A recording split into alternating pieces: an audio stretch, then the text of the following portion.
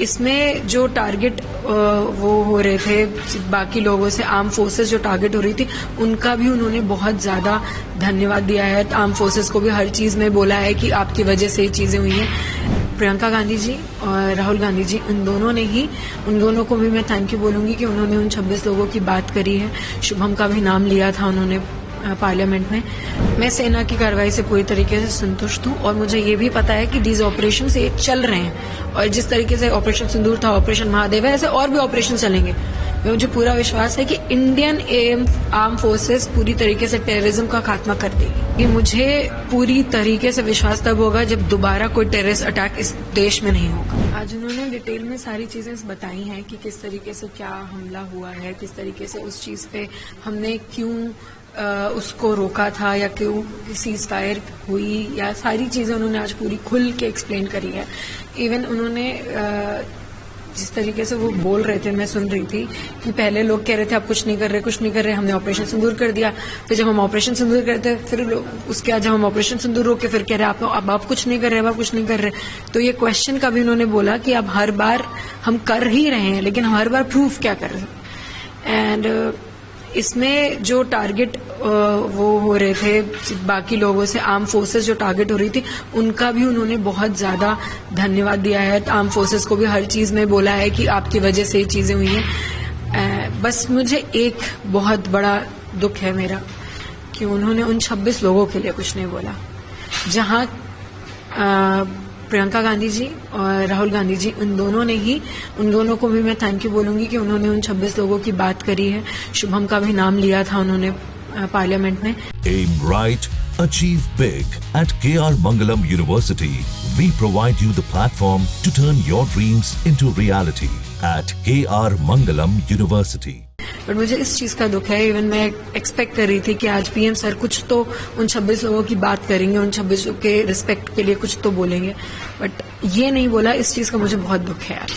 एक ऑपरेशन सिंदूर को लेकर संसद था, कुछ भ्रामक थी, जिधर प्रधानमंत्री ने कहा कि कांग्रेस के विपक्ष के आरोप थे कि अमेरिका के बाद ऑपरेशन सिंदूर को रोका गया, लेकिन आज इस बात को प्रधानमंत्री जी ने बिल्कुल स्पष्ट कर दिया कि कहीं से भी किसी का दखल नहीं था। जो भी ऑपरेशन था सब भारत का था और भारत के नियंत्रण में ऑपरेशन हुआ। तो कहीं न कहीं एक संतुष्टि बात, और आतंकवादियों को जिस तरह से उन्होंने कहा कि आगे भी कार्रवाई होगी, जी आपको लगता है कि एक तरह से संजीदा है पूरे इस मामले? ये बात तो वो मुझसे भी कह के गए थे कि कार्रवाई चलेगी, और आगे भी जिस तरीके से मैं भी बोल रही हूँ कि जब तक टेररिज्म है तब तक ये लड़ाई चलेगी। बस ये जो आज उन्होंने क्लियर किया, इस चीज पे मुझे पहले भी विश्वास था कि सीज फायर रोकने का कुछ स्ट्रैटेजी आर्म फोर्सेस की रही होगी, ना कि किसी देश के किसी को बोलने की वजह से इंडिया ने रोकी। हमारा इंडिया इतना अपने में खुद ही पावरफुल है कि वो अपने डिसीजन ले सकता है, उसको किसी की जरूरत नहीं है बोलने के लिए।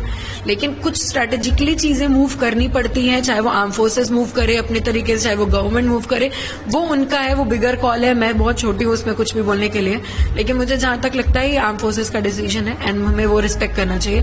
एंड आज ये क्लियर हो गया, ये किसी के बोलने की वजह से सर्जिकल स्ट्राइक नहीं हुआ था।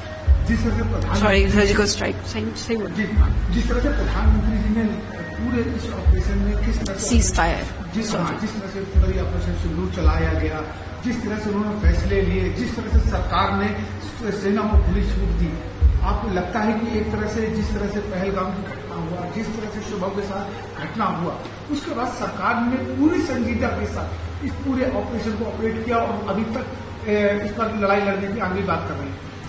बिल्कुल, जिस तरीके से पहलगाम के अटैक के बाद ऑपरेशन सिंदूर हुआ, फिर ऑपरेशन महादेव हुआ, और अभी भी ऑपरेशंस चल रहे हैं आतंकवादियों के खिलाफ।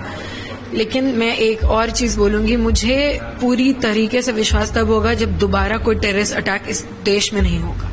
तब मुझे विश्वास होगा कि हम सही डायरेक्शन में काम कर रहे थे, हमारी सरकार, हमारी आर्म फोर्सेस सही डायरेक्शन में काम कर रही है। प्रधानमंत्री जी ने जिन 3 आतंकवादियों को मारा गया है उनका भी जिक्र किया कि महादेव ऑपरेशन के तहत उनको मार दिया गया है, और आगे भी अगर इसमें इस तरह के आतंकवाद के खिलाफ कोई अगर खड़ा होता है, कोई आतंकी आते हैं, उनके खिलाफ भी कार्रवाई होगी। तो आपको लगता है सरकार और सेना की जो कार्रवाई है पूरी अभी तक जो पहलगाम के हमले के बाद से जो अभी तक संतुष्ट? मैं सेना की कार्रवाई से पूरी तरीके से संतुष्ट हूं और मुझे ये भी पता है कि दीज ऑपरेशन ये चल रहे हैं, और जिस तरीके से ऑपरेशन सिंदूर था, ऑपरेशन महादेव है, ऐसे और भी ऑपरेशन चलेंगे।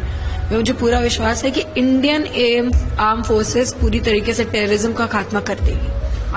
ओवरऑल आपने प्रधानमंत्री जी का पूरा भाषण सुना जी, क्या लगता है? एक अगर आपकी राय पूछे, खुशी इस बात की है कि उन्होंने पहलगाम की चीजें एड्रेस करी, बस दुख इस बात का है कि उन्होंने 26 लोगों की बात नहीं करी।